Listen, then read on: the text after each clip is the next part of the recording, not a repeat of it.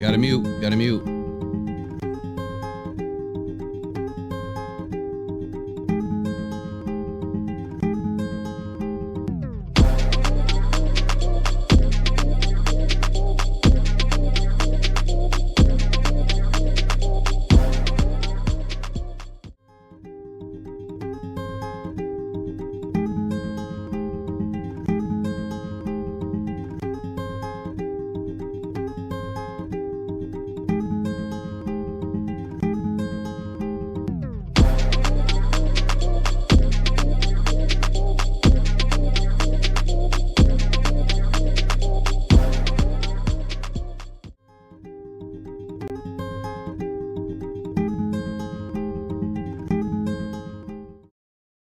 All right. Hey, good morning, everybody. Sorry about the little delay there. We lost power last night, and it's been a little nuts trying to put everything back together.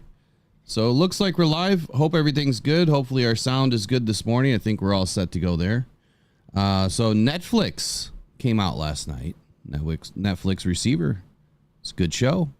Might have a few notes to talk about. I'm definitely going to read an article on that. But today's roster is the unbiased PFF rank reviews. And we're going to be talking about just the NFC North defensive line. So yesterday, we walked through all of the defensive rankings for every team from 1 to 32. The Lions ended up at number 11. And today, I felt that it would be worthy to let's get a little bit more granular. So this is going to be a consistent review in the morning of each defensive line unit from every division. But we're starting with the NFC North. And then, of course, we've got Lions news and rumors. Let's get it going.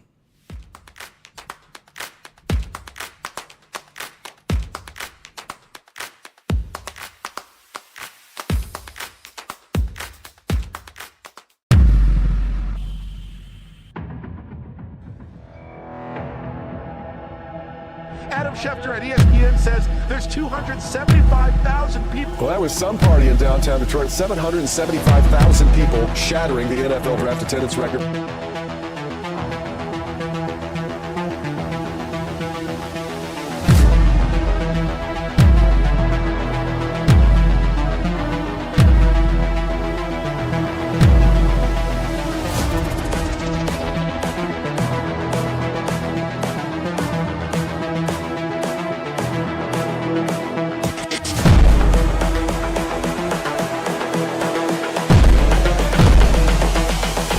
This is the future. All grit.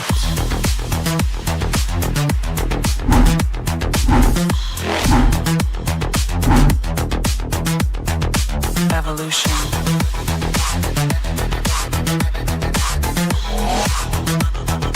This is the future. All grit.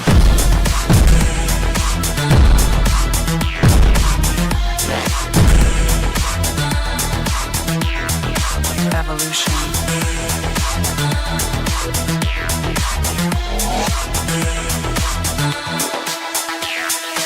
All grit.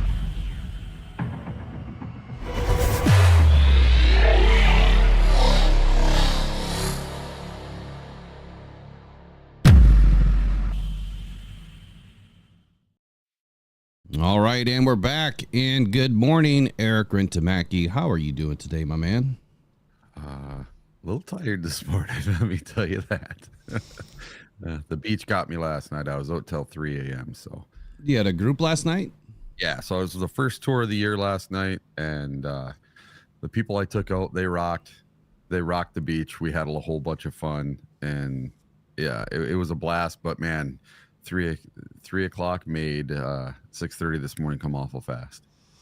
Yeah, well, hopefully that intro got you pumped. Just like Michael Garrity says, man, Will, that intro always gets me pumped. I appreciate that. That's my hard work at 44 years old, learning how to do video editing. And I've come a long way, man. If you go back and watch the very first episode till now, it's incredible the things you learn, even when you're older. But I'm having fun with it. I wish I had someone else to do the work, though, because it takes a long time.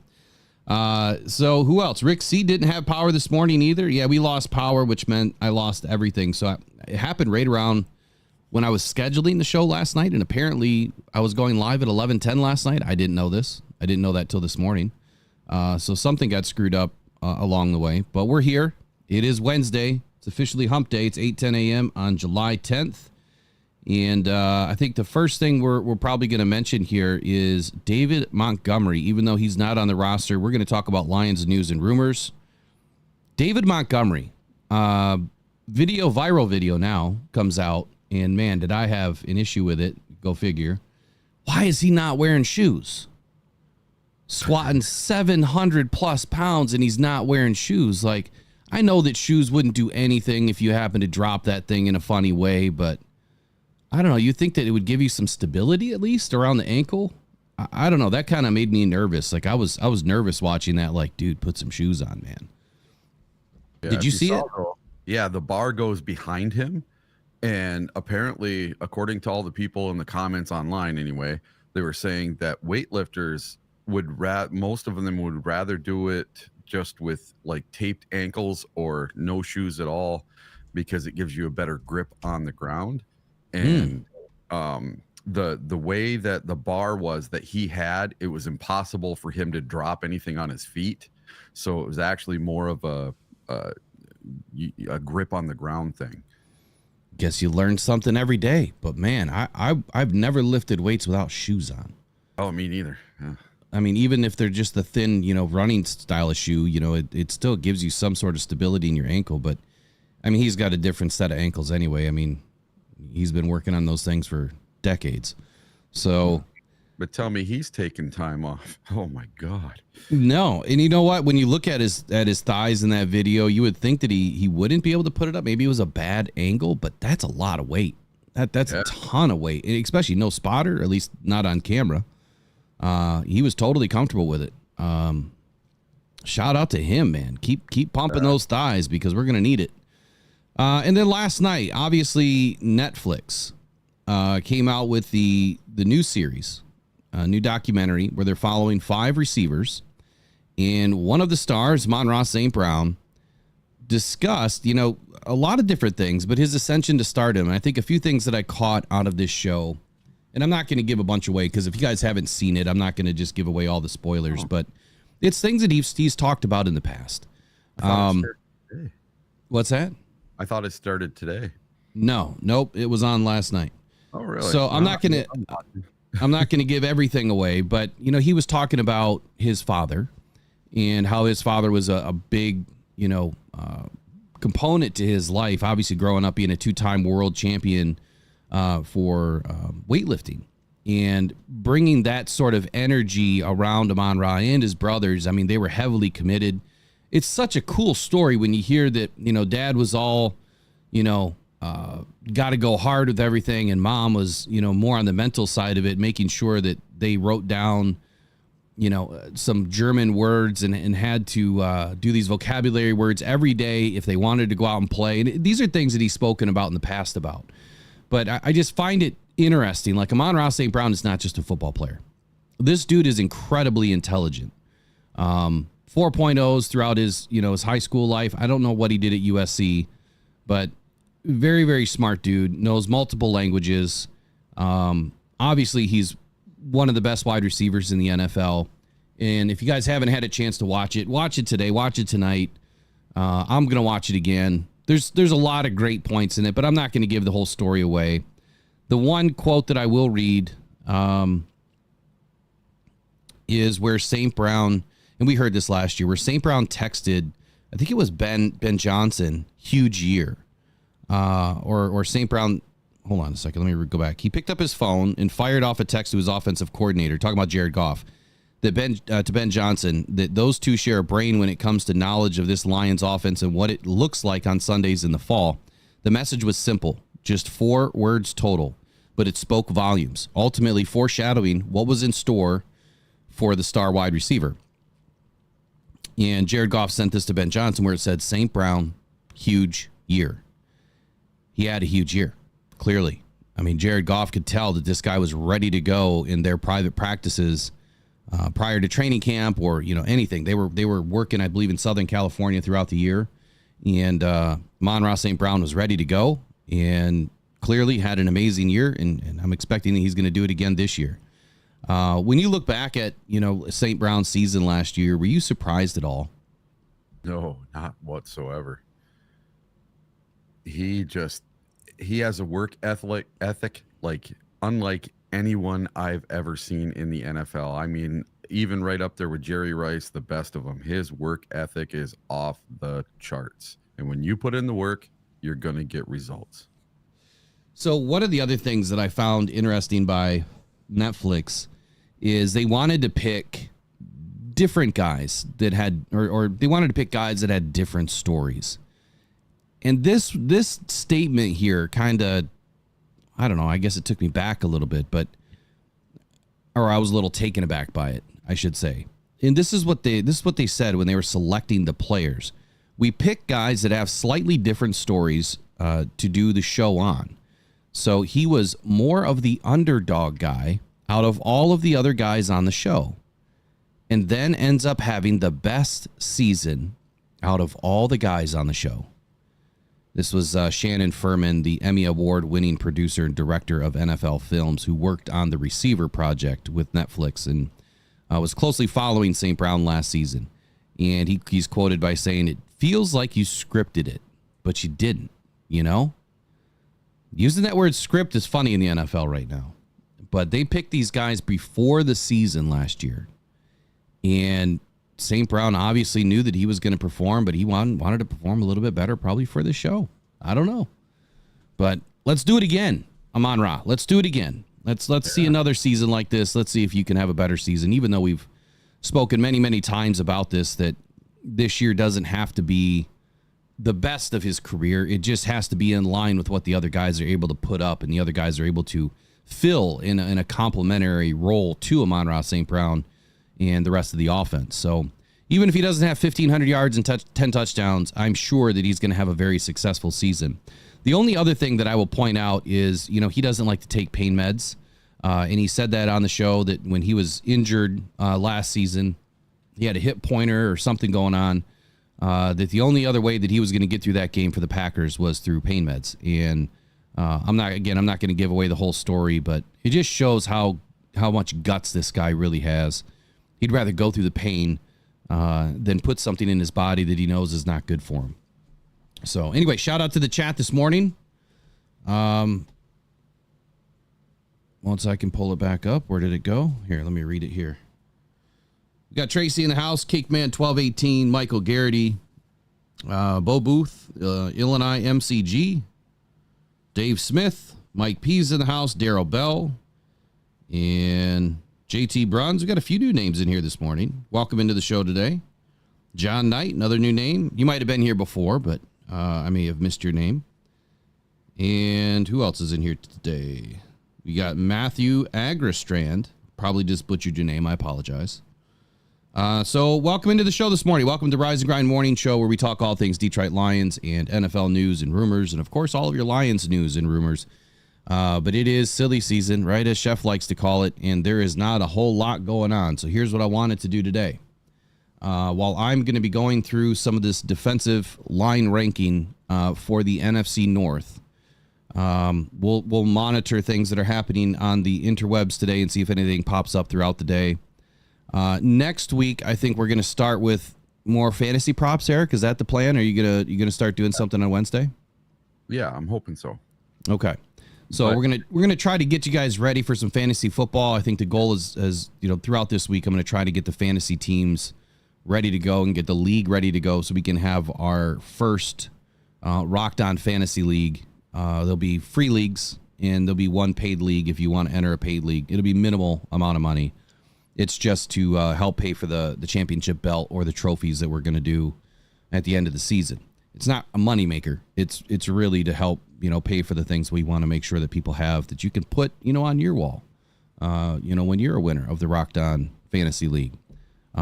You'll probably beat me. I've been out of practice. I really don't play a whole lot of fantasy. I don't play Madden or anything like that. I just talk sports. That's what I do. So interior defensive line, 1 through 32 yesterday. Let me see if I can go back and recap this. Where the Lions ranked at number 11, the Chicago Bears ranked at number 10, The where did it go?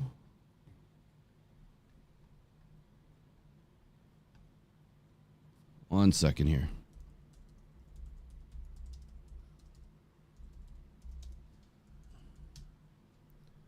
I forgot that some of the stuff disappeared off my computer when I lost power. So the Lions are ranked at number 11. The Bears were at number 10. And where were the Packers at? 13, I believe. I don't remember. Just got a Minnesota was at 18. And yeah, I think the Packers were at 13. So almost cracked the top 10 in the NFC North for the Detroit Lions. But I think I have a different view or a different opinion here as to which defensive line should be ranked higher. And how does that help the defense overall and the changes that were made? So I'm not going to go deep off into the linebackers, the cornerbacks. I'm strictly talking interior defensive linemen and edge rushers today. And I know that it's kind of weird with some of these defensive line schemes like the 3-4 where they go heavy with, linebackers, which technically are up on the line usually during some plays. So it's kind of tough to really separate it, I guess. But let's start with Chicago. Chicago had one of the better defensive lines last year. And in this year, and again, all of this information I've pulled either through PFF or Our Lads. So hopefully it's accurate as far as these rosters. When I go and look at team rosters online, a lot of them are blank. Like I think Chicago's was blank. I think Minnesota's was blank. And that's because they're not going to put guys on the roster as far as the depth chart anyway until after training camp. Whereas the Lions, they have a depth chart already filled out. It may not be accurate, though, because we still have training camp to get through. But interior defensive line, you have Montez Sweat that was brought in last year, DeMarcus Walker, Rasheem Green, and then it also says Yannick Ngakoue, but I thought Yannick Ngakoue is he gone? Is he off the team? Does anybody know? He's free agent. I thought he was. Yeah. Yeah, so he shouldn't be on this list. And then as far as the edge rushers, you've got Andrew Billings, Zach Pickens, and then Gervon Dexter, who was a draft pick from last season. So was Zach Pickens.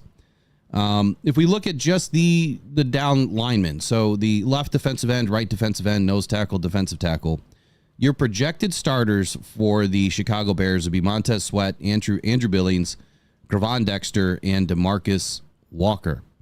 They only brought in one draft pick this year that helps this defensive line, and that's Austin Booker, which right now he's listed as the third best left defensive end behind Jacob Martin and Montez Sweat. Now, quick overview on Austin Booker. So I was not extremely excited about Austin Booker. I know a lot of people were, but I just wasn't. I thought that he was too lean, too lanky, just didn't. I mean, he's real light at 240 pounds, even though he's like 6'4", 6'5". Just didn't excite me. I thought he was real slow off the line. So I'm glad that the Lions didn't go in that direction. And quite honestly, I'm glad the Bears did. But we'll see. He could make me out to be a liar.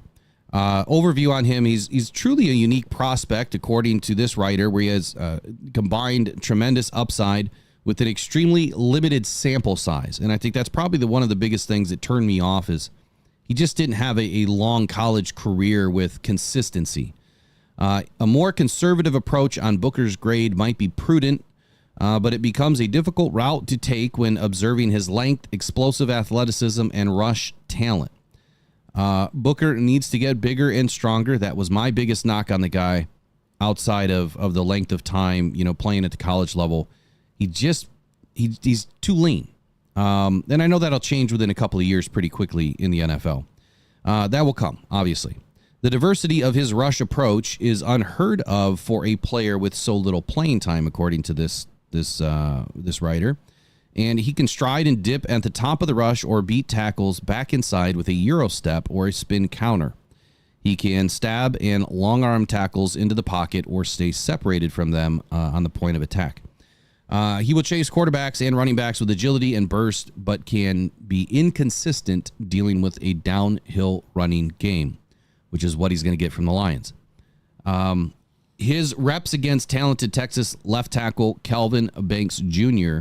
could be the springboard to push this gifted edge rusher with monster traits up the draft board toward an exciting NFL career. So prospect grade, he was 6.3, which is 6.3 is obviously you're going to be a starter at some point. And comes in at 6'4.5", 240 pounds, long arms, 33 7/8. A little better than average hand size, 9 1/4. His athleticism score. So this, what I don't understand. They give him an explosive athleticism and rush talent. But his athleticism score was a 53, which is not good at all. He ran a 4.79 40, a 1.67 split, which that's pretty good. 32.5-inch vertical and a 10-foot broad. So we know 2 or 3 things about the last 3 combine markers there. Your split means you're going to be able to get somewhere quickly. Your vertical jump means you're going to have power and burst off the line. And your broad jump, same thing. You're going to have burst and power, lateral agility, short area quickness. So he should have some of these traits. Being the only defensive addition in this draft to Chicago, I really was not expecting, I guess, that the Chicago Bears were going to be able to run it back in the same fashion that they did last year in the run game. So Montez Sweat comes in as a 74.8 overall. DeMarcus Walker, a 59.1 overall. Rasheem Green, a 50.6 overall. Andrew Billings, a 66.3 overall. Zach Pickens, 54.9, and Gervon Dexter, 50.9. Anything you want to add to the Bears defense last year? Anything that stood out to you? No, just that Montez Sweat and Andrew Billings were the only 2 that, I even remember their name. The other players, they're based. I'm not going to say they're nobodies, but they're just not memorable names. I don't remember them doing anything big against the Lions. I only watched a few Bear games last year. The Bears were really bad. I watched them play the Lions twice, and I think I watched the 2 Packer Bears games. So out of the 4 games that I watched last year, those were the only 2 names that I really knew, and that's Andrew Billings and Montez Sweat. And Sweat wasn't even there for the whole year, was he? Wasn't he a trade acquisition? Yeah, so he came to the Bears at the trade deadline, so I think it was around week 10. So, I mean, my biggest thing here with them is, why are they a top 10 defense, according to some of these ranks? Bleacher Report has them in top 16. I get it. They have Jalen Johnson, in the backside of the defense. Pretty good corner, one of the best in the league. But their defensive line it does not excite me. I mean, last season they were great against the run. But when you look at these grades and in the overall, what they did last year, it just doesn't pop off the page to me.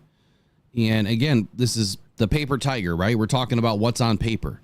Yep. And if you take the eye test into consideration last year, they were better against the run than they were, really against anything else. And then obviously pass defense, they're pretty solid in pass defense.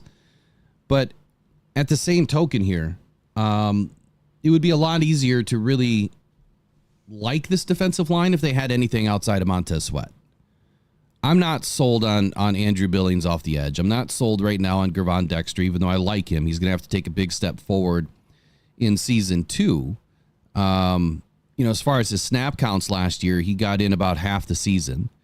Andrew Billings played the most out of the edge defenders last year. And I don't have their sack totals here for some reason. I don't know why.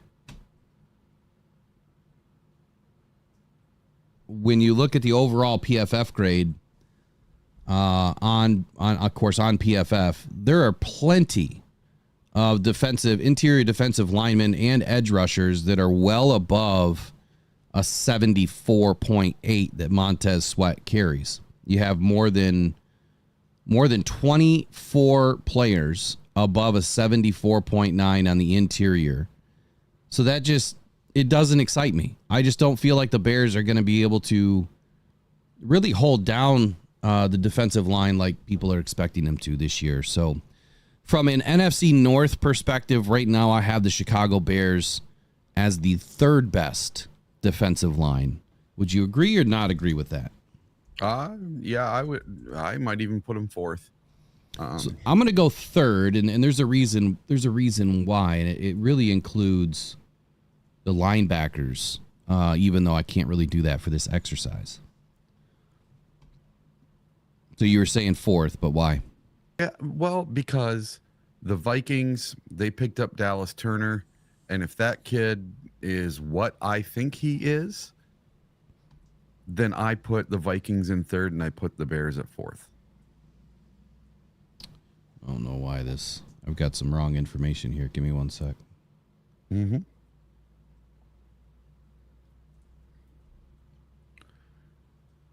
Interior D line. So I'm going to go on to Green Bay next. Let me just get their information up.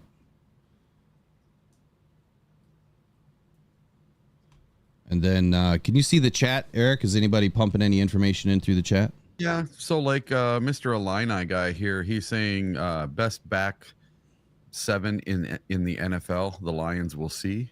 I don't know as I agree with that either. Because they just picked up Baird, I think his name is, or Byard. Kevin Byard, yeah, the safety. Yeah, so that's a free agent acquisition. They got Jalen Johnson. Who else do they have? Jaquan Brisker, and some of these guys are bought, some of them are brought in, but they're going to need some time to gel. I just don't know how they're going to fit in that system. So we will see. Yeah, so I mean, according to Illini MCG, he's saying laugh out loud Turner over Sweat. Yeah, I don't think that Dallas Turner is going to be an immediate, impact player over Montez Sweat. I mean, obviously Montez Sweat has time and experience on his side in the league, but I think that Dallas Turner is going to end up being that guy. What I was trying to say is that if Dallas Turner is who we think he's going to be, that will put their defensive front four better overall than the Bears, because they have Sweat and basically no one else. That's what I'm looking at. I mean, again, I'll run down the list. So according to our lads and their depth chart, you have Montez Sweat, DeMarcus Walker, Rasheem Green, Yannick Ngakoue is a free agent, Andrew Billings, and then two rookies from last year, Zach Pickens and Gervon Dexter. The highest grade on their defensive line is a 74.8. They picked up Austin Booker this draft. I believe he was like a 4th or a 5th round pick. And they also added a UDFA in Keith Randolph. So they didn't do a ton here. They went heavy on the offense. That's just what I guess we expected them to do. They needed to grab a quarterback, and then they followed that up with a wide receiver. They kind of shied away from the offense or from the defense this year, banking on what they brought in last year, and probably hoping that this UDFA might actually be somebody. I don't know much about Keith Randolph. We'll see what happens. But next up, we got the Green Bay Packers. But before we do that, let's get into our sponsors of the day, SportsSpider. Please check out SportsSpider.com. If you want to get all of your news in one place, SportsSpider.com is the place to do that. You can set up your own profile and get everything in your feed that you want there, and everything else that you don't. Doesn't have to be there on SportsSpider.com. That's SportSPYDER.com. Get all of your news in one place, and then Uper Lights. Yeah. So I'm going to tell you guys what. I was out until 3 o'clock in the morning looking for these glowing rocks on the shores of Lake Superior. They're so addictive and so fun to go find. So check out uperlights.com. Go there and check out all the awesome flashlights. We got the C8, the Mini, the Aurora. I have so many lights. You won't believe it. They're totally awesome, and we'll hook you up with exactly what you need to go and look for these stones, and you're going to have a blast at uperlights.com. All right. So Green Bay, this team obviously I feel like made some big leaps this year. Green Bay is ranked top 13 in one, and top 16, I believe. Top 15 in another. And according to Bleacher Report, the Green Bay Packers moved on from Joe Barry this offseason and hired Boston College head coach Jeff Hafley. They finished 23rd in defensive EPA last season, despite having the talent on paper to be a top 10 defense. the good old paper tiger that we love to talk about here. The problem with giving Green Bay Packers the benefit of the doubt with a new coach is that some of the stars on this defense just didn't play well. Rashawn Gary didn't continue his ascent as a top pass rusher in this league. His 9 sacks and 55 pressures were solid, but not career highs. Jair Alexander missed a major chunk of time for the second time in 3 years. Preston Smith will turn 32 during the season, and Eric Stokes only played in 3 games with multiple injured reserve stints for a hamstring injury. How can they improve? There's reason for optimism with the secondary. Alexander can be elite if he's healthy, and Stokes would provide a boost. The Packers signed Xavier McKinney, giving them a real solution at a position that has been a problem in the past. There's also a lot of young talent on this team that is in position to break out. Quay Walker will take over as the leader of the linebackers, and he'll have rookie Edrin Cooper playing beside him. Javon Bullard could take over a safety role or become the team's nickel. Carl Brooks and Kobe Wooden could build on promising rookie campaigns.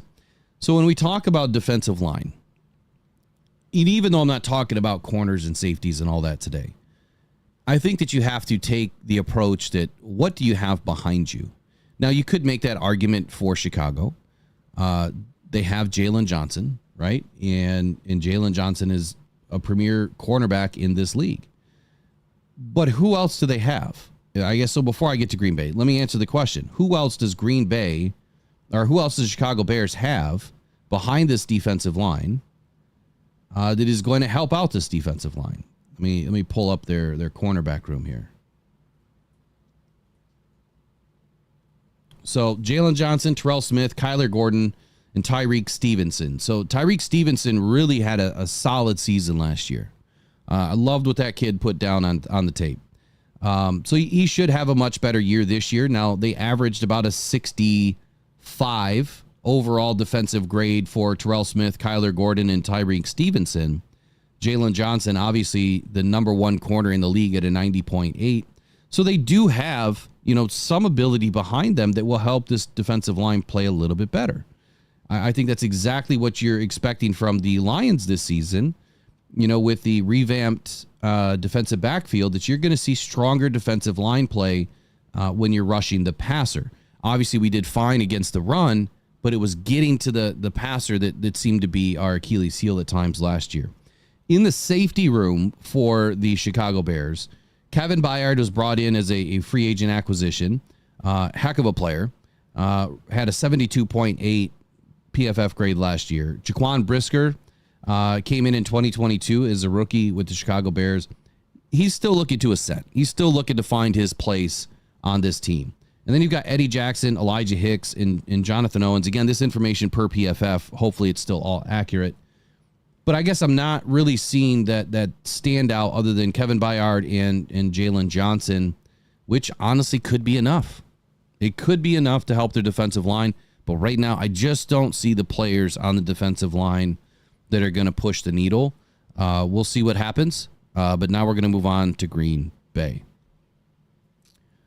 So Green Bay Packers, they added 2 linebackers and a safety in this year's draft. No interior or edge players. They added linebacker Tyron Hopper and linebacker Edrin Cooper, and then also brought in safety Javon Bullard. So the Green Bay Packers obviously saw that there was a need in the middle of this defense, and to help build upon the strength of their DB room, bringing in a safety. Overall, all of these moves will help the defensive line play better. When you have guys in the interior or in the middle of your defense that can play at a high level, that takes the pressure off the front 7 or the front 4 or the front 5, whatever you're running, front 6. And I think that the Green Bay Packers had a solid defensive line to begin with. They do have one of the younger teams in the NFL. And last season, they brought in Carl Brooks as a rookie who was one of my top defensive linemen that I had the Lions potentially looking at. Obviously, both Carl Brooks and Kobe Turner didn't end up a Detroit Lion, but I still felt like those 2 players are going to be some of the best defensive linemen out of last year's draft. Kenny Clark, been around since 2016. We know what Kenny Clark's all about. He kind of thrashed the Detroit Lions in that second matchup last season. The Green Bay Packers really got after the Lions' offensive line and gave us some fits on Thanksgiving. That's the defensive line that if they can continue to play that way, they can make some noise in this league. The question becomes, what did they do this offseason that's going to help push the needle? Rashawn Gary, as mentioned before, just didn't maintain last year. And let me go over some of what I just read here. Bringing in a new defensive coordinator, obviously that's going to give some of the teams around the league some fits. Anytime you bring in a new coordinator, you got to figure out what they're doing, right? And if you play the teams later in the season, that gives you more time and more tape to be able to watch to figure out what Hafley is trying to run. If you play them early in the season, that's where these teams that bring in new coaches can have some immediate success. So if you don't have a lot of tape on what Hafley is going to do, it's going to be very difficult to figure him out and figure out that defense and what he likes to run and how these players are going to fit into that system. Some of these players may not fit into that system, and that could be an issue for the Packers this year. We'll find out. Only time will tell, right? But according to this article, Rashawn Gary did not continue to ascend as a top pass rusher in the league. I think he played well in spurts. Now, I didn't watch every single game or every snap of Rashawn Gary, but the time that I have spent, he played very well in spurts. Can they get him to a point, a little bit later on in his career now, can they get him to a point of putting all the pieces together, and especially running a new system where all these guys are going to have to learn a new system? Thankfully, they've got a pretty young group where they're not tied to, old mistakes. Does that make sense? Anything really pop out to you from last year with the Green Bay Packers before I run through it? Well, Rashawn Gary just didn't live up to expectations for Packer fans. Kenny Clark did. Kenny Clark, he won that game for the Packers against the Lions at Ford Field on Thanksgiving. He literally single-handedly just took that game over as a defensive lineman. He was doing stuff kind of like Jones from the Chiefs. He just was a mauler during that game. And we can't let him do that this year. And with this, the Packer fans for a couple of years, they were kind of like Vikings fans were when they wanted to get rid of their defensive coordinator, so the Packers, their fans really wanted to get rid of Joe Barry. They just couldn't stand him. And now they're bringing this new guy from Boston College. And who knows? I have no clue what this new guy's going to run. But they're going to a brand new system. I don't know if they're switching from a 4-3 to a 3-4 or what they're doing, but that takes time. So to me, I think it's going to be a hindrance for them, not necessarily surprise, here it is. They're going to have tape of what he did in college, and he'll probably run something pretty similar. So to me, I think it's going to be a hindrance for the Packers. And they didn't pick up, like you said, they didn't pick up anybody new for the defensive line. It was all backfield people, linebackers, and that kind of stuff. So good luck. And, personally, I love Quay Walker. And the reason I love him is because he does one boneheaded, super stupid penalty and gives us a free 15 yards every game we play him. So I've got to make a change here. I'm sorry, but I got to put the Bears as the fourth best defensive line in the league. I know that's a crazy take, but when I look more at that Green Bay, the fact that they brought in the two linebackers and the safety, I feel like that's going to be enough. And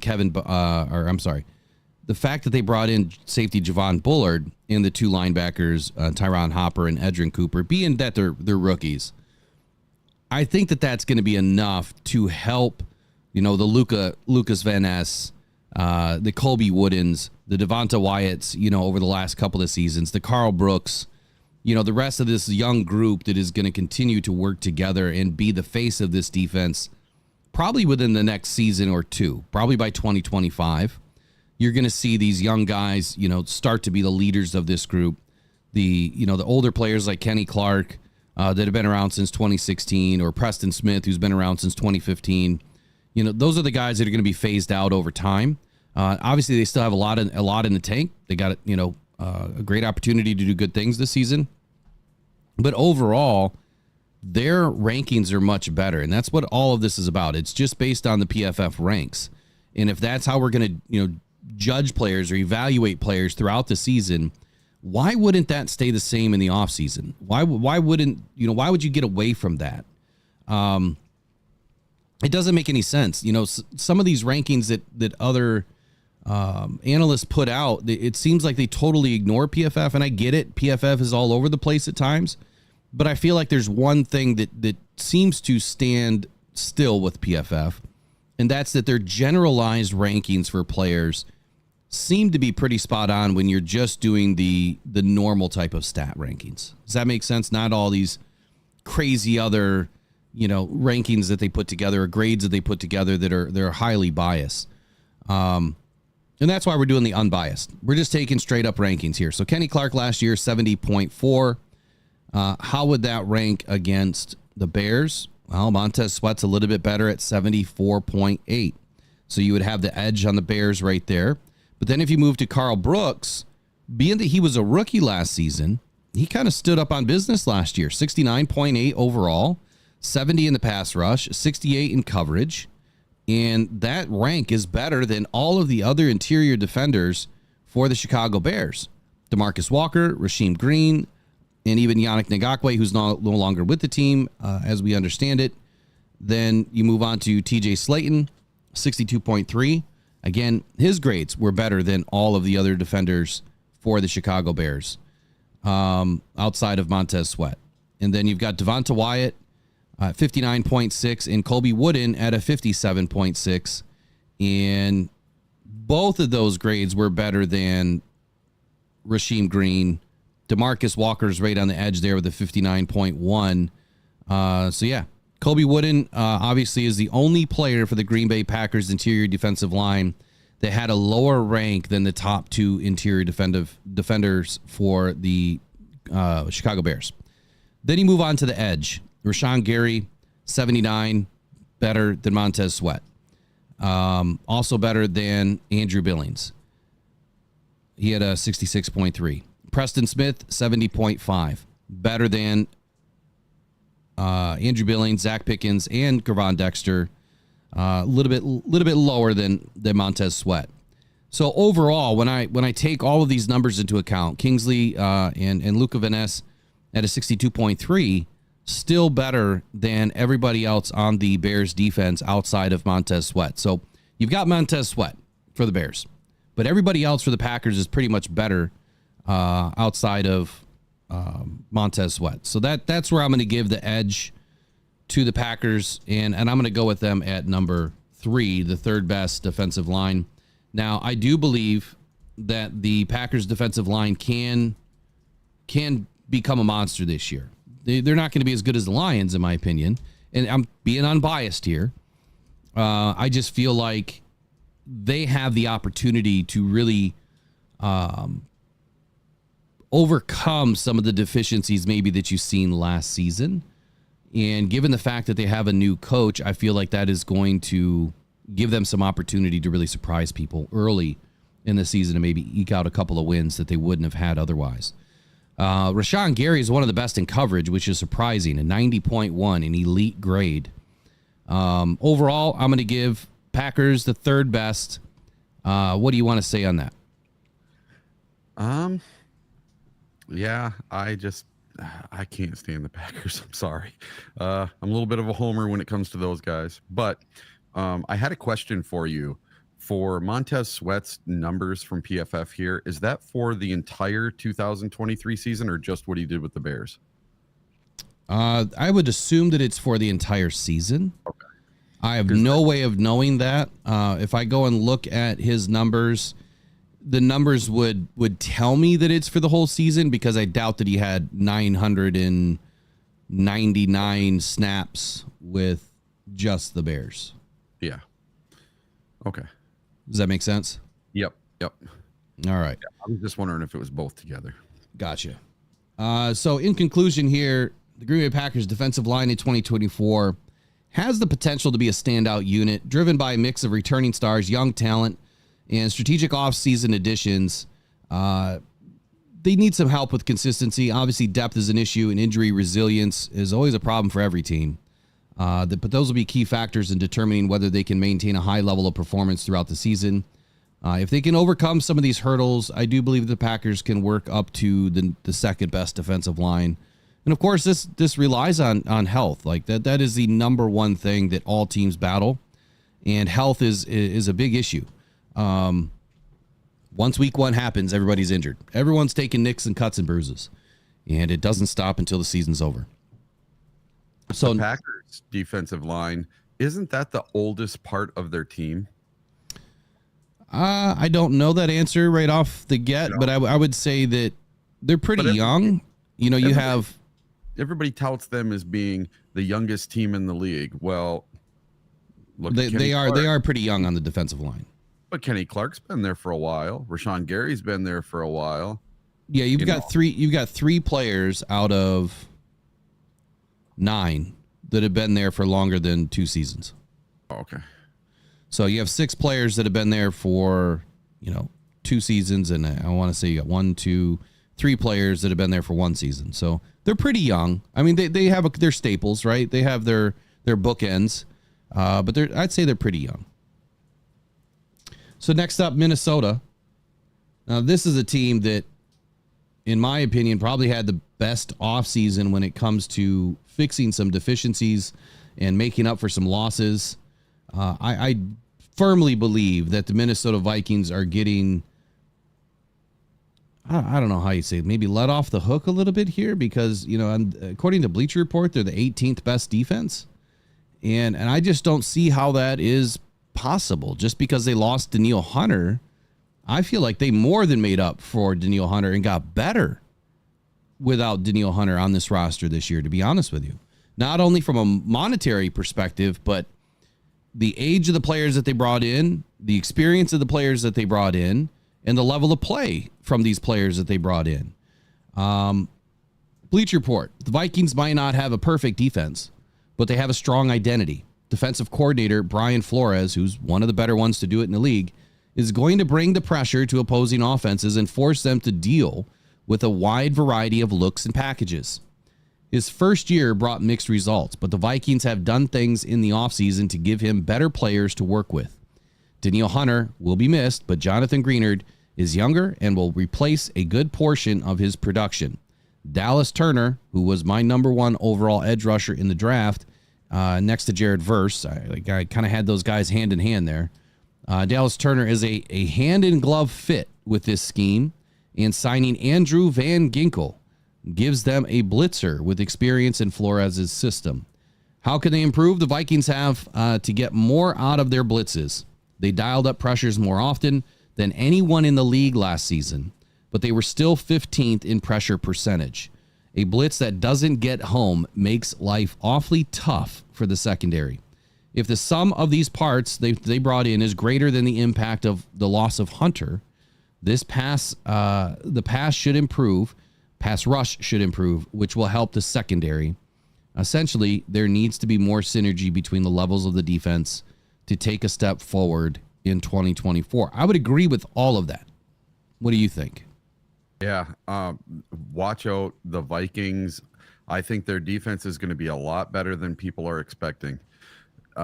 No way I would put them at 18. That is the one part of the Vikings that I think the Vikings got right. Now, it may be a hindrance to their defense that their offense is going to fall off so much this year. I don't think Sam Darnold is the answer. I don't think J.J. McCarthy is going to be the answer right away, but eventually will be. And because they're going to have turnovers, because they're going to have stalled drives, they're going to have a lot of 3-and-outs. That defense is going to be on the field a ton. They are going to be out there all game long, not getting blows, not getting breaks, and they're going to get worn down. So that's the only thing I have to say is that you watch out for the offense not giving the defense what they need. I like your point there. You know, you're going to have some issues potentially with quarterback. If you throw J.J. McCarthy in too early, I feel like he's going to struggle. I just don't think he's there yet. Yeah. The one thing I do like about Darnold is he can spin the ball, man. Like, he's got a great arm. I'm not as worried about Darnold as I would be McCarthy. I think it would be a very smart move to keep McCarthy on the sideline for this season. Let the season play out where it is. If you suffer an injury to your starter, obviously you're going to put McCarthy in. I think it would benefit them to let him sit and learn and kind of work out some of the kinks.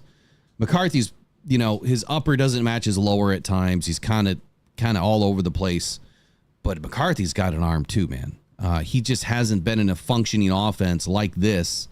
The U of M offense was run heavy. It was run centric. So he even though he did have, you know, plenty of games where he passed the ball quite a bit, it just wasn't enough. Like, even in the championship game, I mean, they were running the ball a ton. So there's mixed reviews on McCarthy. Yeah, it was probably smart to take him where they took him, but there's mixed reviews on whether he's going to be able to get over the hump and get ready for this season, as opposed to just letting a veteran step in and do their thing. I think that that's a smarter move. We'll see. We'll see what happens this season with the Vikings, but I do like your point there that it's going to keep the defense on the field. And that's where, you know, teams get into trouble. If you can't keep your defense off the field and give them some time, you know, to get some rest, that's when offenses can really start to jam the ball down your throat and take advantage of every opportunity. Let me pull up some information here on the Vikings.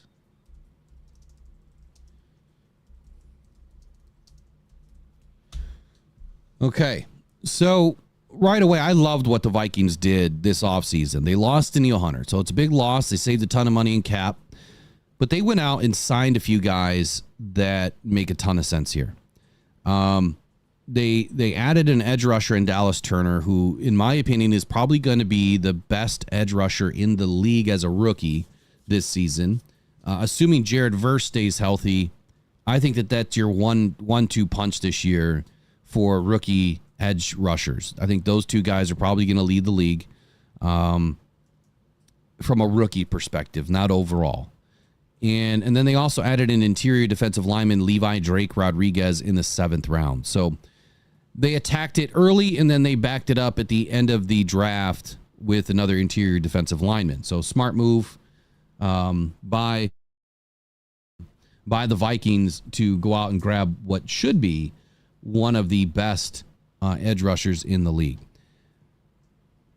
When I look at the interior defensive line, you've got Jerry Tillery, Phillips, Harrison, Jonah Williams, Jonathan Bullard, Harrison Phillips, and Jerry Tillery.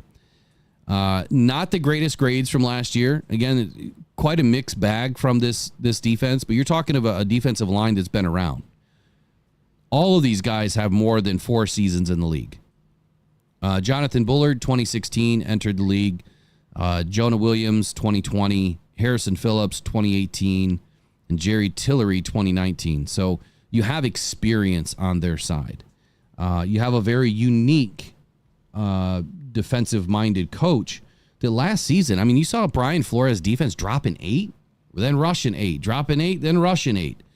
That was a crazy defense the Lions went up against, and I think that we managed it well. And that's where if you have, you know, a multifaceted approach on your offense, you're going to be able to take advantage of some of those things that Minnesota does. But now entering the 2nd season of that defense, they're obviously going to play much better, but we're also going to have more tape. Edge rushers. They brought in Andrew Van Ginkel, Jonathan Greenard, 2 of the better, edge rusher outside linebackers in the league last year. This was huge. Like Andrew Van Ginkel coming from Miami, I thought that this was a perfect play for the Vikings to shore up, the loss of Daniil Hunter by really addressing the middle of their defense. They also have Jihad Ward and Pat Jones, again, assuming this information is correct from PFF and our lads. Some key factors here. They obviously have a very experienced coaching staff. The Vikings defensive unit benefits from the strategic leadership of Brian Flores, known for his aggressive and innovative schemes. They do have some star power and veteran leadership, obviously, with Harrison Smith. Harrison Phillips. Daniil Hunter is no longer there, so that's going to be a big hole for them. But Phillips' versatility really wasn't on display last season as it probably should have been. We'll see where that changes this season. They also invested in some, younger defensive talent, bringing in players, like Andrew Van Ginkel. Jonathan Greenard's only been around since 2020, Ginkel since 2019. So they've got some youth on their side, but it's also really good experience. Guys that are in their second contract. That is a huge upside to the Vikings. So let's walk through some PFF grades here. Jerry Tillery, 67.7 overall. I mean, not extremely flattering, but not bad either. Harrison Phillips, 59.7. Jonah Williams, 53.7. And Jonathan Bullard, 46.3. Can that defensive line get better? I do believe that they can. Let me pull up one other thing here I forgot to grab.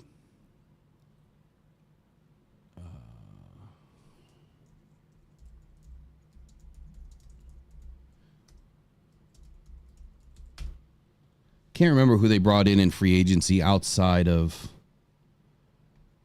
Blake Cashman, Andrew Van Ginkel, Jonathan Greenard, Jerry Tillery.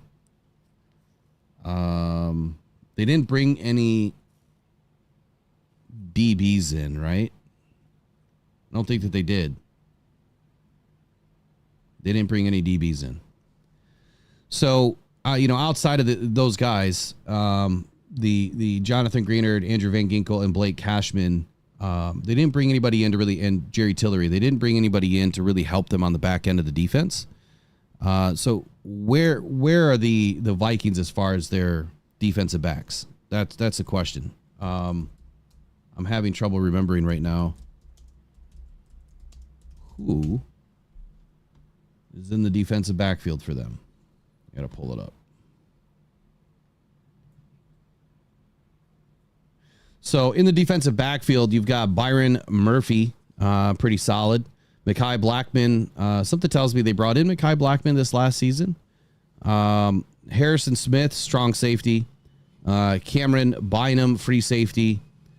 And Shaq Griffin at right cornerback. So they've got a pretty solid backfield that is going to give, this defensive line time to be able to do what they need to do.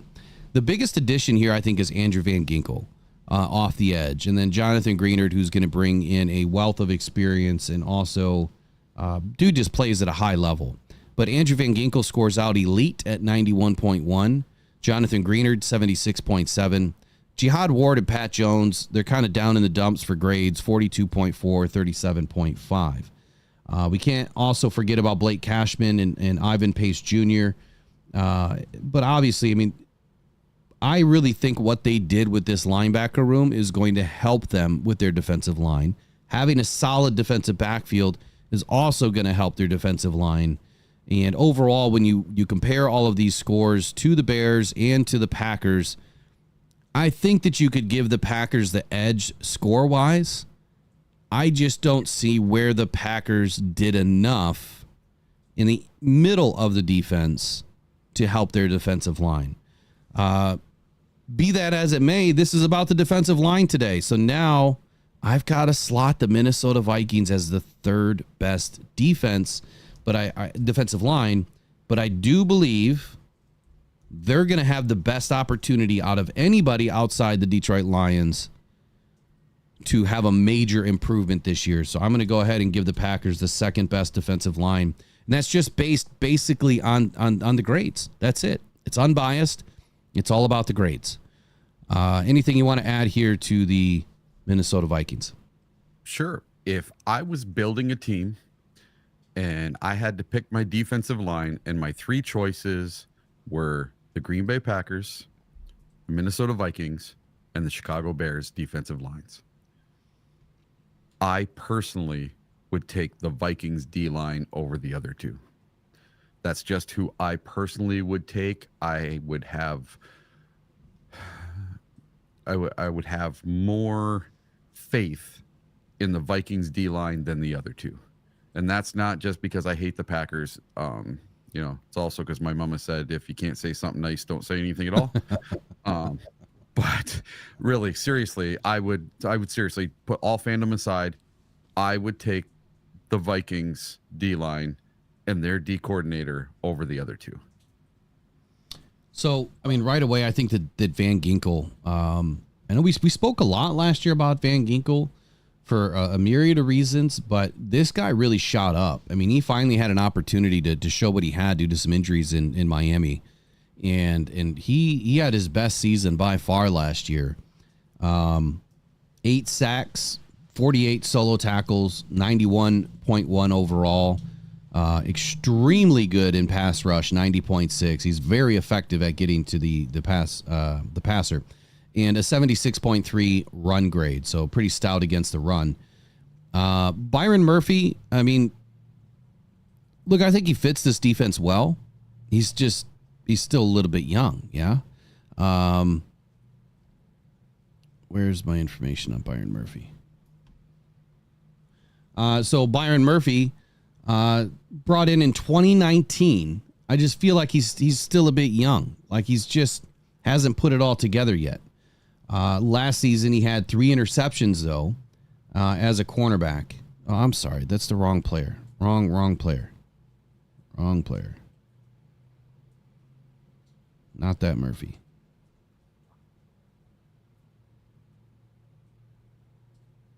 Harrison Phillips. There it is. That's what happens when you lose power.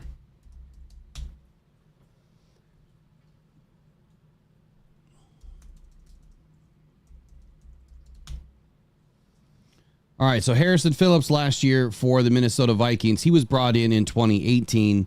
Last season, he had 4 sacks, 15 hurries, 2 quarterback hits, 21 total pressures. So not a real exciting season on the defensive line. He was brought in 3rd round, number 96 overall. In 2018, he's going to have to be a reason why, at the nose tackle position that the Vikings play better against the run this year. He's going to be a big reason why. And I think that the biggest reason to that is Andrew Van Ginkel and Jonathan Greenard that are now entering this defense are going to give players like him more opportunity to do what he does best. And that's eat up double teams and create holes for the linebackers to sneak through the offensive line. Look, I think they're up and coming, but Minnesota, 3rd best defensive line in the league at this point. And then you've got the Green Bay Packers, the 2nd best defensive line in the NFC North, and the Chicago Bears as the 4th best. So that's going to bring us to none other than the Detroit Lions. And I know this is supposed to be unbiased, and it is. It's unbiased. And they're not just the number 1 defensive line in the NFC North because they're my hometown team. That's not the reason why. I'm looking at the grades here. And when you look at the just 3 individuals that are on this team, Ali McNeil, DJ Reader, Aiden Hutchinson.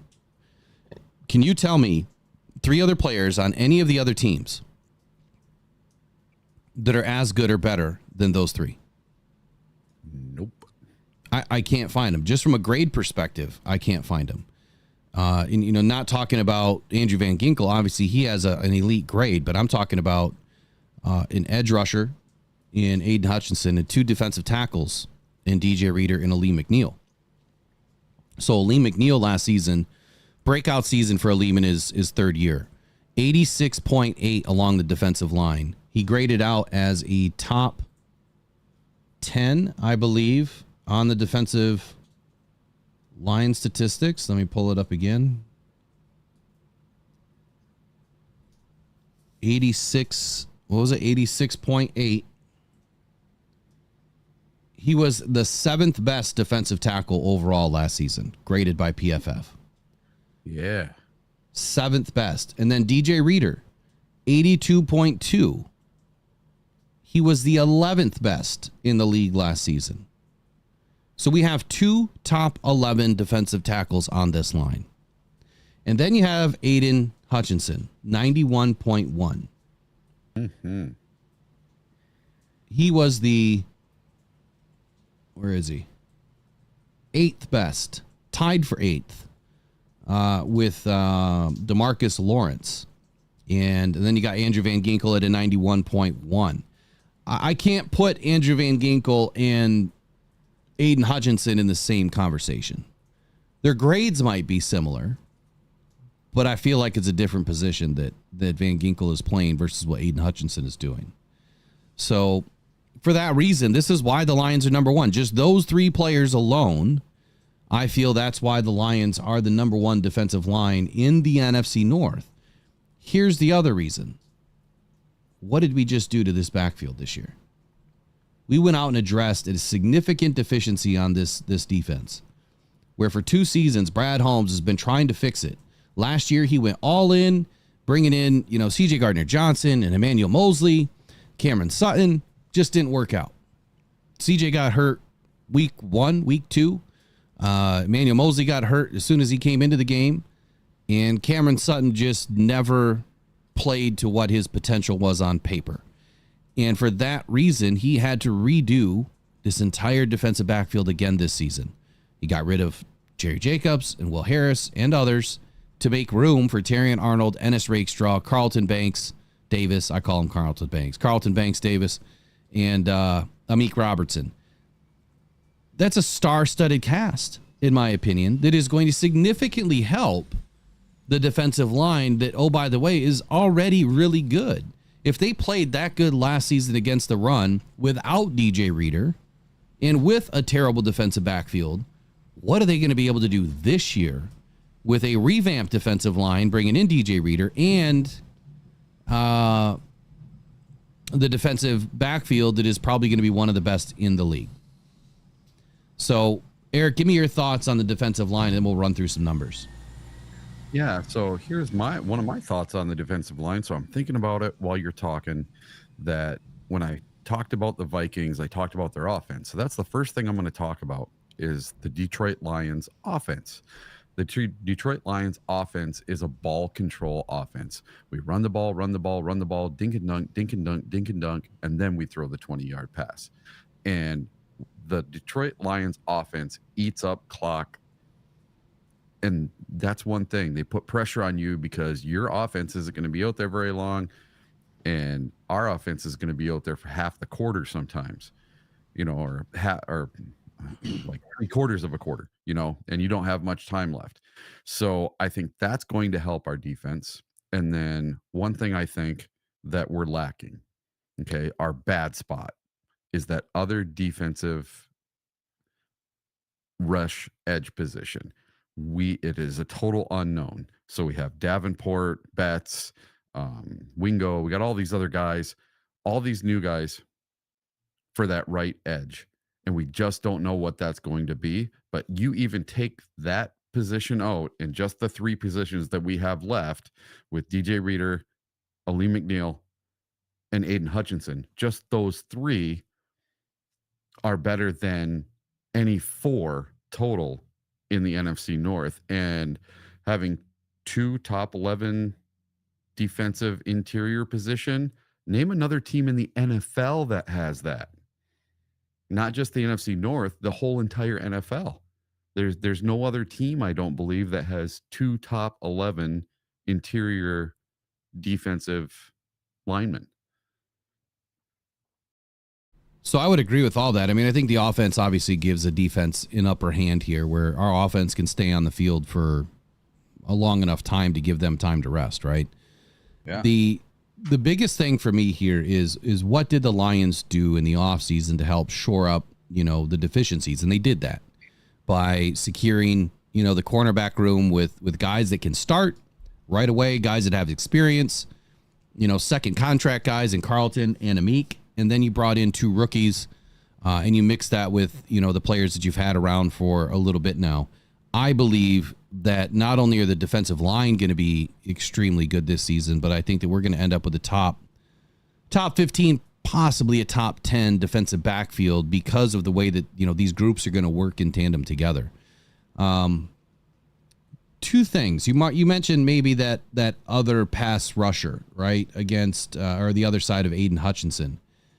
I'm not as worried about Marcus Davenport for a couple of reasons. One, as long as he can stay on the field, that's a blessing.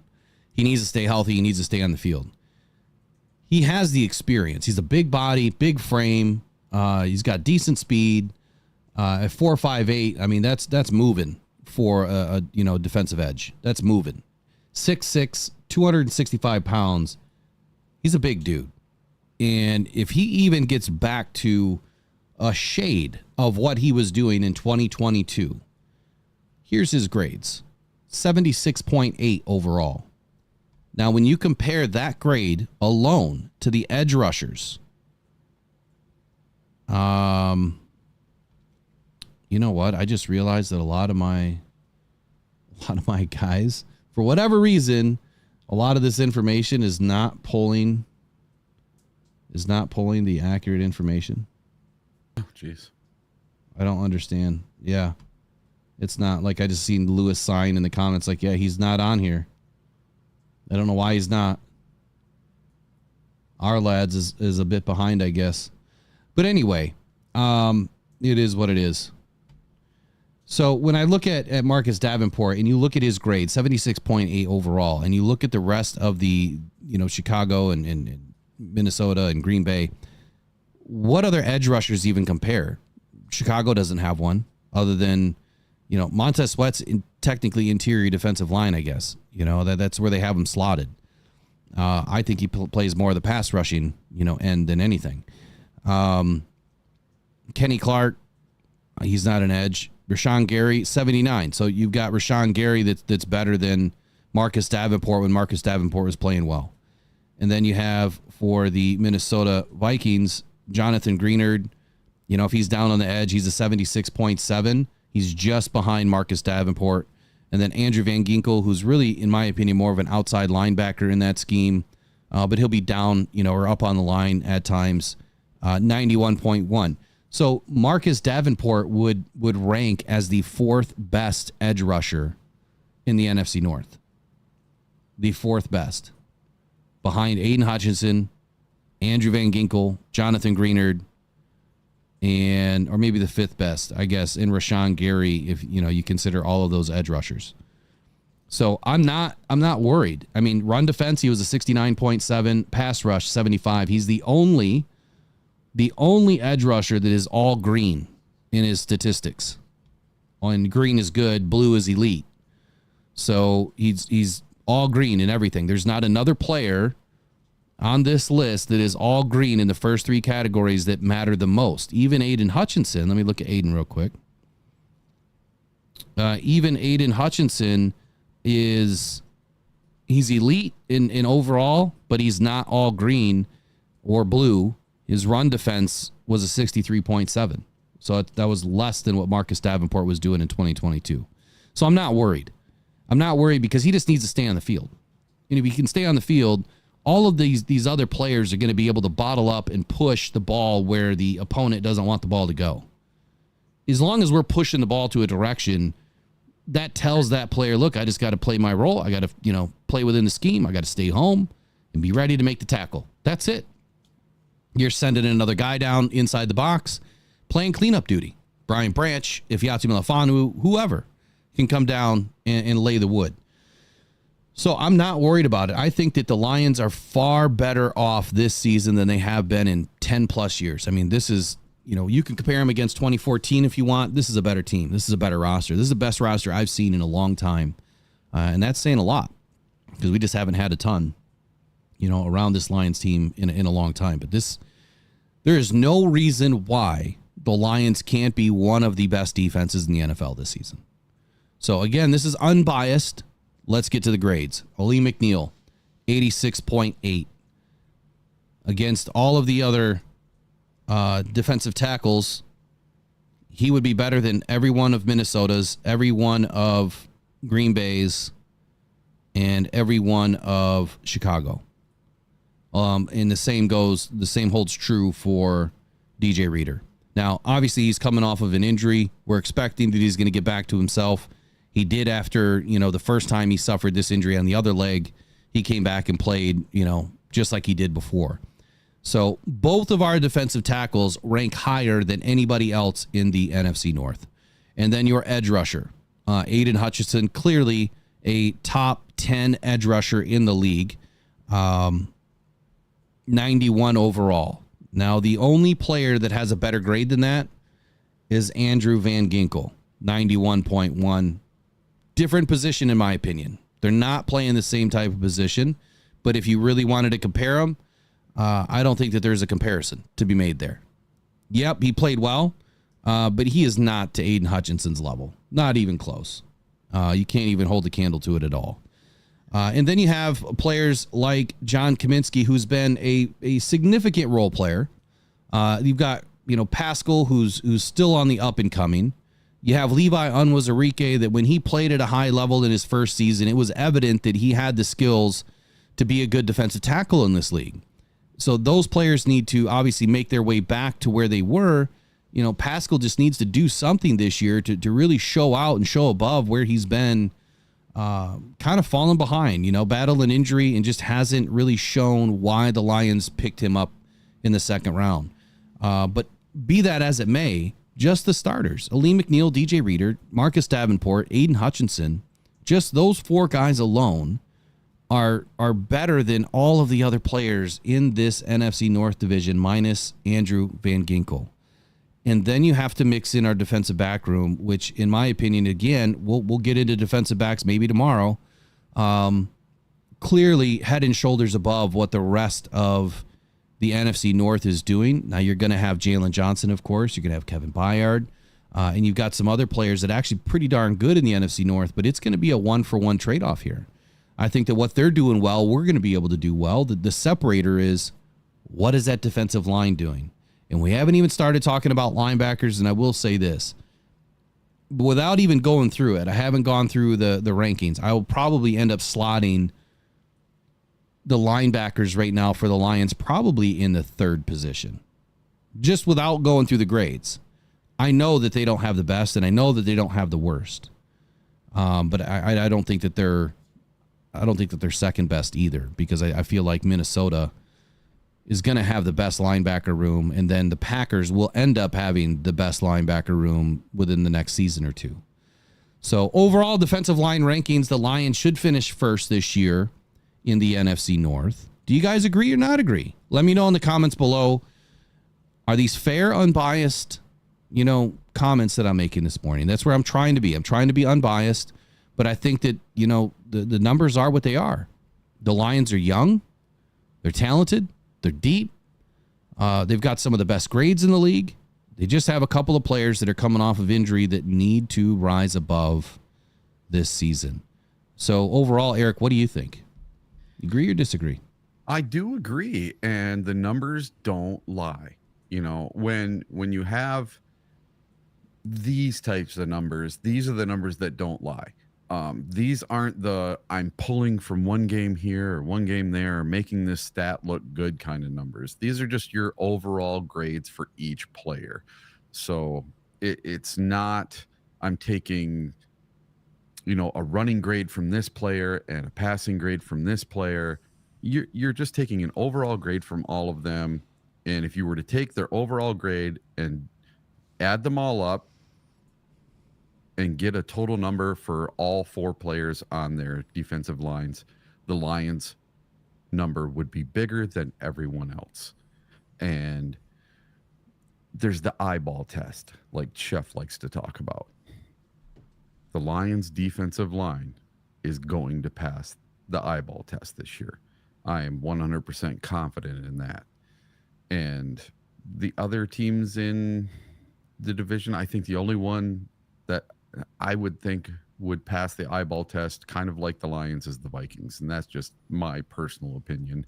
That has nothing to do with numbers on that. I'm a little miffed as to why this depth chart is not extremely accurate from our lads. That has never happened. It's never happened. So I'm going to look at something real quick. I'm going to see if I missed out on anybody before I put the stamp of approval on this, yeah? Sure. So let's look at the Packers again real quick. Green Bay. You've got Preston Smith, Devonta Wyatt, Kenny Clark, Rashawn Gary. And Lucas Van Ness, Carl Brooks, TJ Slayton, Kingsley, and a Barre. Okay. That's according to ESPN.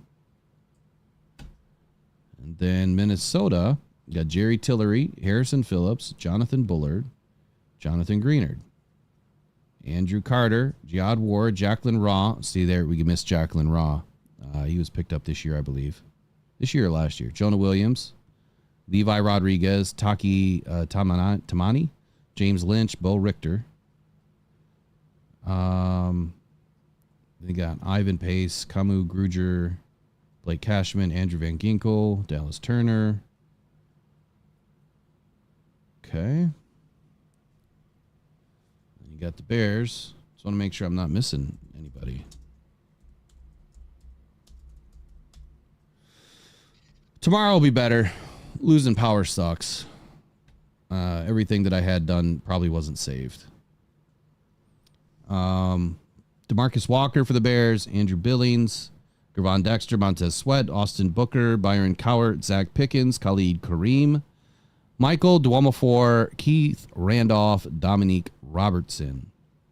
Linebacker room, we got TJ Edwards, Tremaine Edwins, Jack Sanborn, Noah Sewell, Michael Baskerville, Daniil Hardy. So, I mean, that's the thing about the Bears, band is they do have a pretty solid linebacker room, especially with Tremaine Edwins. Noah Sewell, I mean, he'll be an up and comer. TJ Edwards is okay. Jack Sanborn, I love. It'd be interesting to see where this goes, but overall, I think that's the list. I'm gonna stick to it.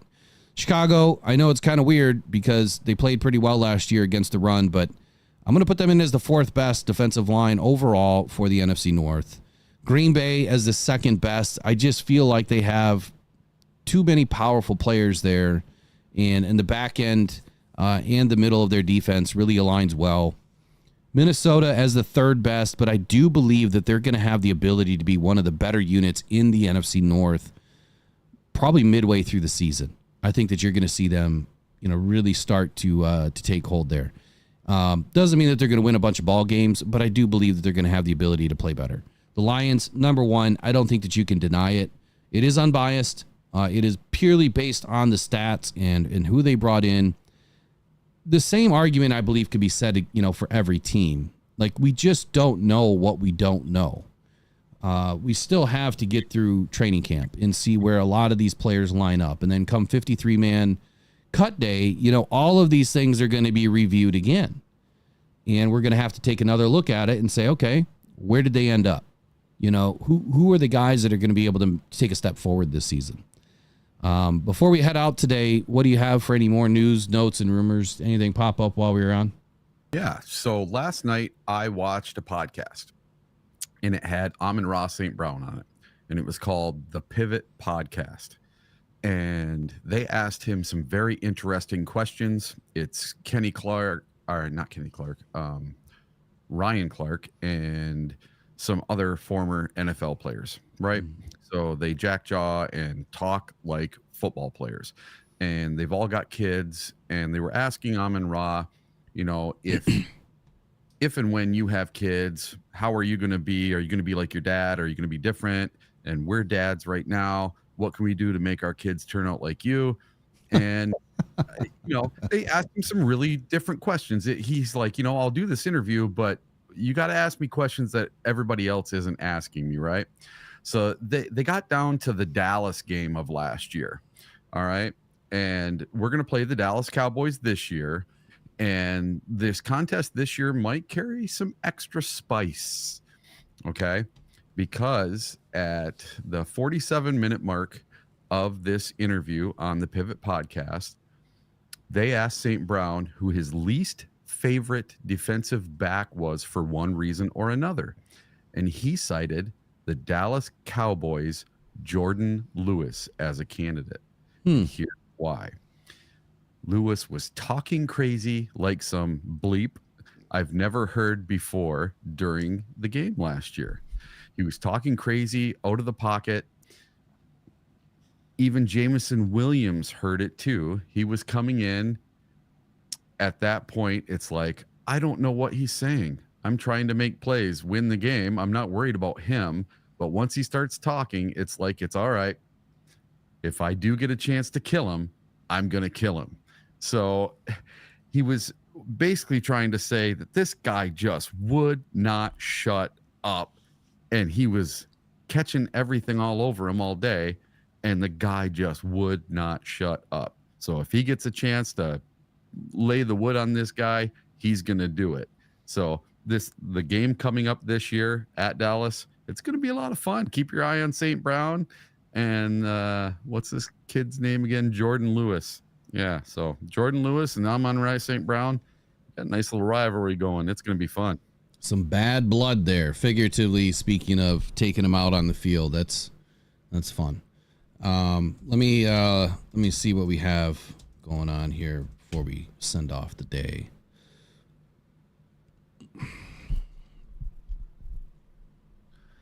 I think we've pretty much addressed everything. There's just not a ton. Yeah. You know what I did notice though? So last year I did a segment of where I compared the Lions roster from 2020 through 2023. And I went through all the players and I put a percentage together. So according to this Lions wire, it looks like they looked at the same thing from 2020 till now, where this roster is. And I'm not going to go through theirs. I don't know everything. Oh, it's by Jeff Risdon. So I don't know everything that, that they've gone through, but I like to do the same thing every year. And I usually do it after 53-man cuts.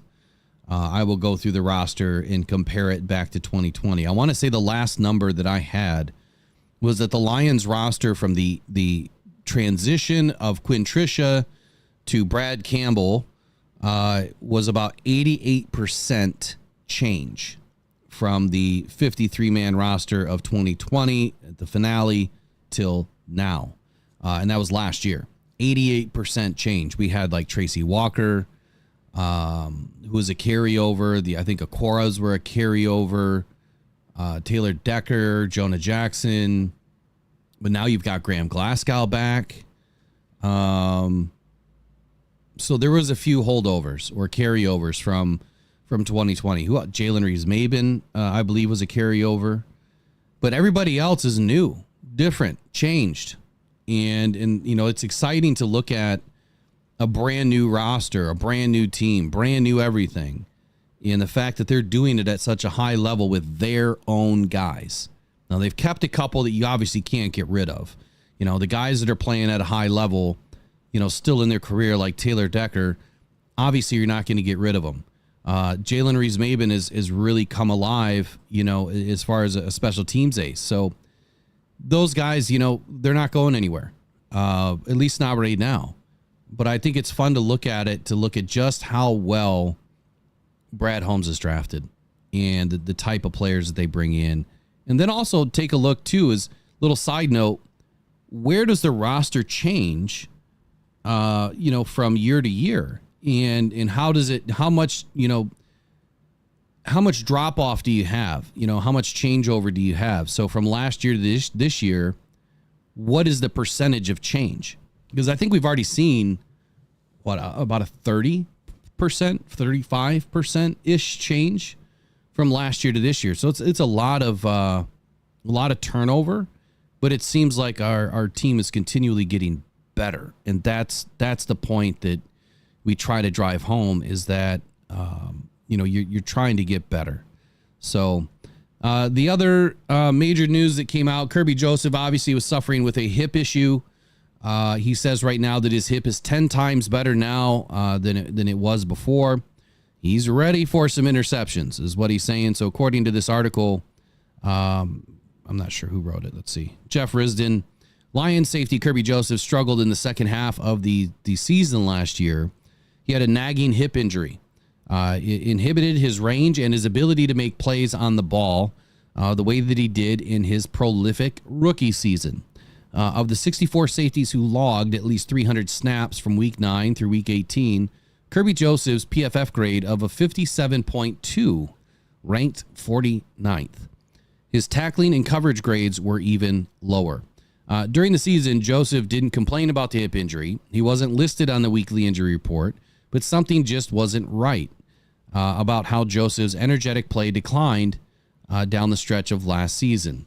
He had surgery shortly after the postseason, and true to his word, should be ready for the Lions training camp here in 2 weeks. So I had no idea that there was any concern that Kirby Joseph wasn't going to be ready for training camp. I guess I missed this. But he had joined the Insiders program on the NFL Network on Tuesday, which I got a glimpse at that, and provided a glowing update on his progress. And here's his quote. He says, "Oh, for sure, that hip ain't nothing. Last year, I played through the injury. It was there, but I feel 10 times better now. So I just can't wait, to get out there with the guys." The article goes on to say that Joseph is ready to get back to his rookie form when he picked off 4 passes and allowed a QB rating of a 57.1 when targeted. Man, that would be exciting to see if he can get back to that form. He famously picked off Aaron Rodgers the last pass as the Green Bay Packer, and Joseph declared he's ready for more of those types of heroics in 2024. I think he picked off Aaron Rodgers 3 times in that season, if I'm not mistaken. I think he's the only DB to pick off Aaron Rodgers 3 times in his career. Another quote by Kirby Joseph says, "Everybody on the hit list." Every quarterback I go against, because it's amazing to catch an interception in the NFL. It's just big. It's a big moment. Going against Aaron Rodgers, catching interceptions against him, that's just big. I just want them all. Well, you know what, Kirby? We want them all for you. But I think you're going to have some stiff competition, buddy. I think that Brian Branch could potentially be, slot it in to Kirby Joseph's position this year. So Brian Branch played in that free safety role a little bit at Alabama, and there could be some competition here in camp this season, which I'm going to be excited to be watching at camp to see, if that comes to fruition. It's going to be interesting to see what happens with Kirby this year.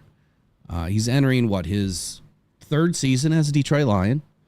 I think that, the significant improvement that this defense needs to take is the back end of the defense. As long as the back end of the defense can start to play at the high level that some of them have, and then the rookies, start to take shape, I think that this defense is on its way to being a top contender this season.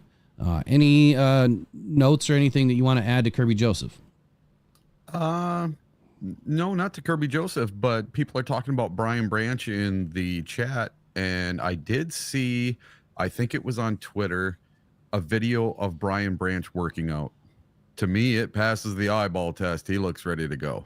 He's not in a walking boot anymore, and he is working out. He is working out. Brian Branch updates. So let's see here. Brian Branch. This is funny. Brian Branch could branch out for the Lions this season. Nice play on words there. How about Brian Branch sprouted roots for the Lions this season? How about that one? The Detroit Lions plan to be more aggressive about keeping Brian Branch on the field in 2024. As of June 23, though, as of May 23, he was still in his walking boot. But Brian Branch obviously started at the star position during his final season at Alabama, was touted as a top safety in 2023. Obviously, the Lions ended up with him. Defensive assistant Jim O'Neill said that the Lions preferred to fix him at one spot in his first season. And he expected Branch to branch out in the secondary by 2024.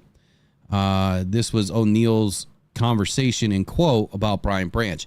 Now that he's going into year 2, I think that we'll be more aggressive with him. This was during minicamp. He's the type of player you want to see out there on all 3 downs, so we're going to push him to do that. But at the end of the day, he still has to come out in training camp, and he's got to take that job. I love that type of energy, man. When they're putting players in a position to go out and win it and compete for it. I mean, obviously, it is the ultimate competitive game, but they're challenging these players to say, hey, look, your job's not secure. Your job's not secure. Your job's not secure. You got to fight for it. You got to show us who wants it the most.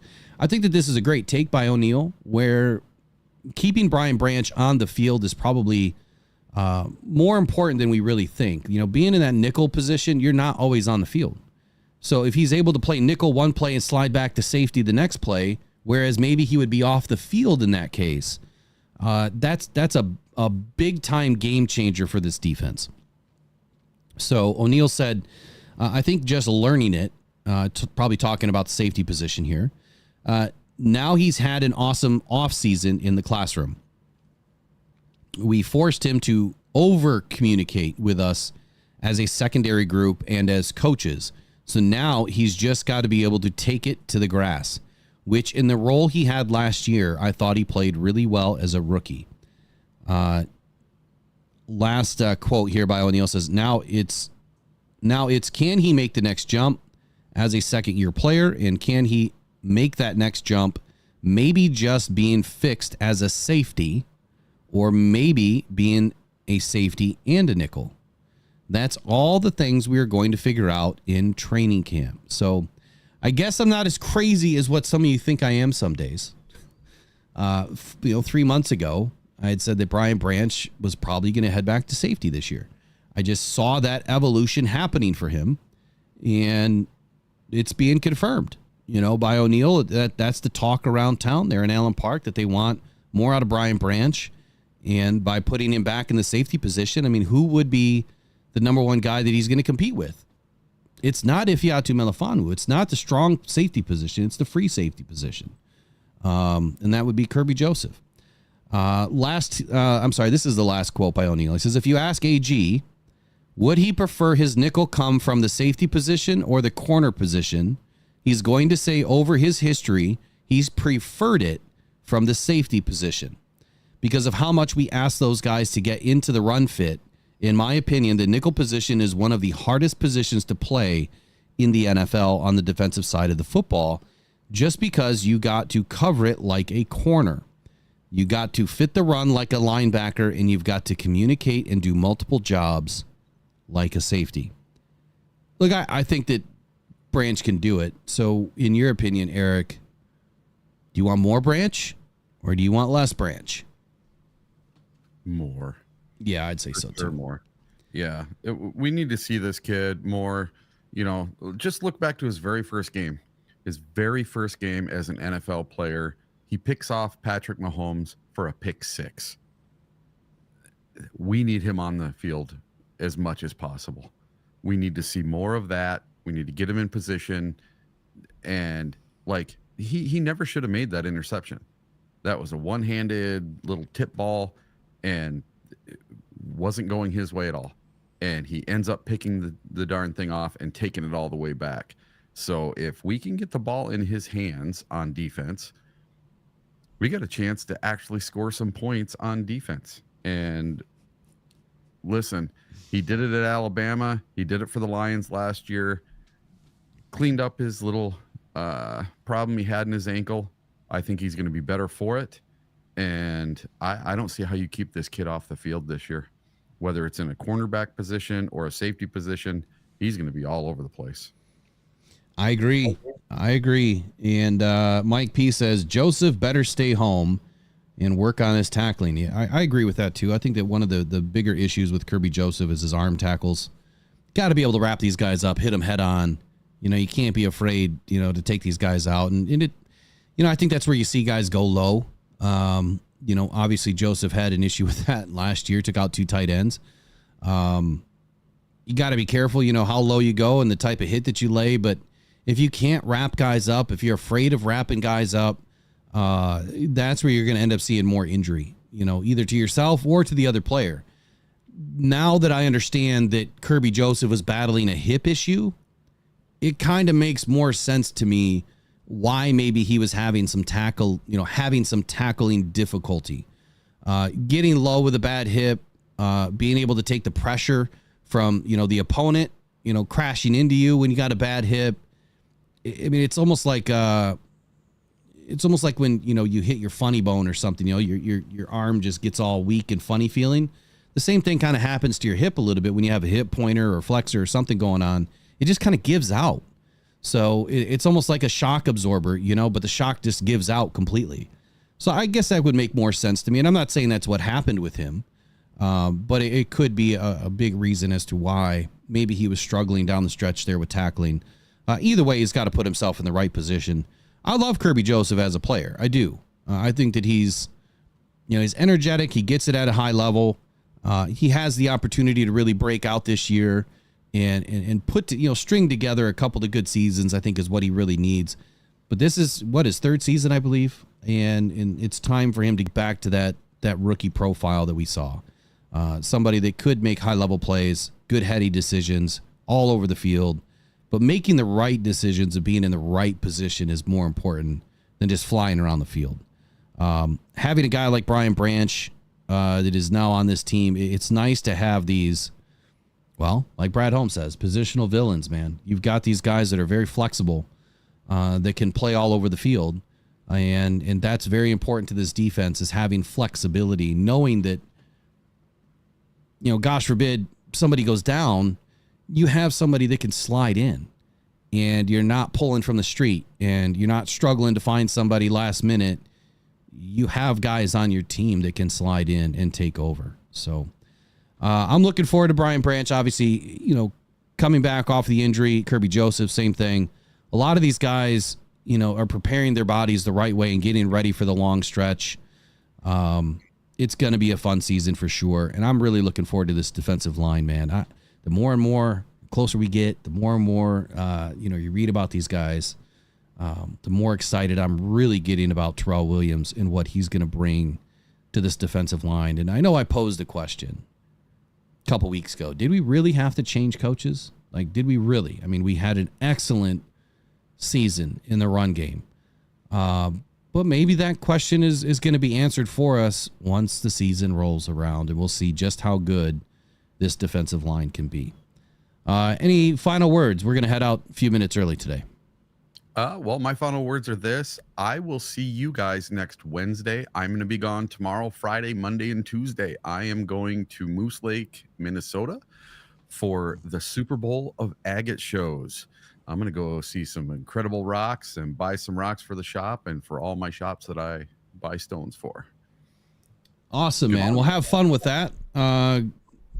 Send us some pictures or something, those rocks are kind of cool when you look at them. Yep. And I will, I'll try to jump in the chats when I can and watch the show live. Some of them I'm not going to be able to because I'm going to be driving for 10 hours there and back. We're going to spend a day in the Keweenaw, I think, on the way home and make a little mini vacation out of it. My wife's never been to this agate show before. So this is going to be an incredible weekend for me. And it's going to be lots of fun. I get to see all my old friends and get to look at amazing rocks. I have such a good time at this thing. Something I've been doing for about 15 years now. And I'll try to be in the chats and I'll try to be around as much as I can. But some of the days I won't be able to. I'll have to watch it after the show. Cool, man. So Steve K wants an update on the bus trips. So bus trips, that ended. There was a specific window to purchase. Now I can reopen these, but the way that it works is we have a very limited window to secure tickets. So I can put the bus trips together if you guys want to buy your own tickets and buy them online. But I have a very limited window to be able to buy group tickets from the different organizations. It's literally, you put the request in and you'll get a call and they're like, we need your money right now. Well, I'm not going to spend $100,000 on tickets if I don't have seats sold. So if we don't have seats sold, I can't do it. But if you guys want to do the bus trips and if you want to secure your own tickets, I can still get some group tickets. I can still buy, tickets in certain areas. I can group them together, in 6 or 8 or 10 or 12. But tickets are just only going to be more and more expensive. I was trying to secure group tickets that were a fraction of the price. They keep these bus trips as low as possible. But if you guys want, we're going to need a minimum of 40 per bus trip to be able to make it happen. But the bus trips can always be there. It's just you're going to either A, have to have your own ticket, or B, you got to get deposits in quickly. That's just how it works. So I will email me if you guys want to do a bus trip, Green Bay, Minnesota, Chicago, Indianapolis, those are the easier trips to do, with probably Minnesota being the harder of the four. If you want to go to any of those three, email me, and then I can put together some things on the Buy Me a Coffee platform, which is easier to use than Eventbrite. Eventbrite charges a major fee to every user. So you guys would end up paying like a Ticketmaster fee almost. And if I use Buy Me a Coffee, you won't have that fee. You might have a credit card fee of like 3% or something, which is minor compared to, what Ticketmaster charges. So I can put it together. I'll put it on Buy Me a Coffee. We'll start with one game. And based on your emails, if you reach out, you can always text the 313-312-0348, which is the show phone. You can always text that if you're interested, or email mailbag@rockdon.com. I can also add another email, and we'll just do a bus trip email or something. We'll just do that. Just email bustrips@rockdon.com. Bustrips@rockdon.com. I will get the email put together here in about an hour, and then it should be active probably by noon. All right, you guys have a wonderful day. I appreciate you guys joining the Rise and Grind morning show. Eric, have fun in Minnesota. Go One Pride. Go Detroit Lions. We'll see you guys all in the next one. Bye-bye.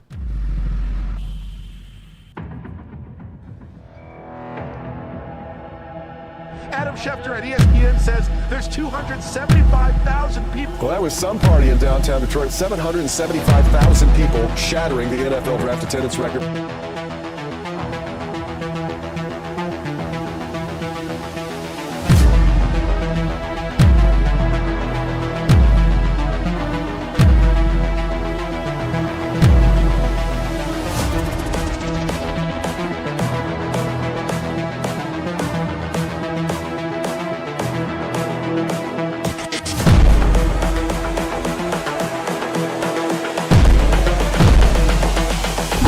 This is the future.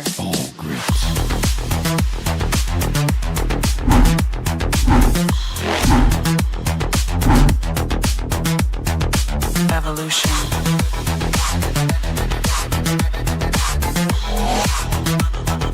This is the future.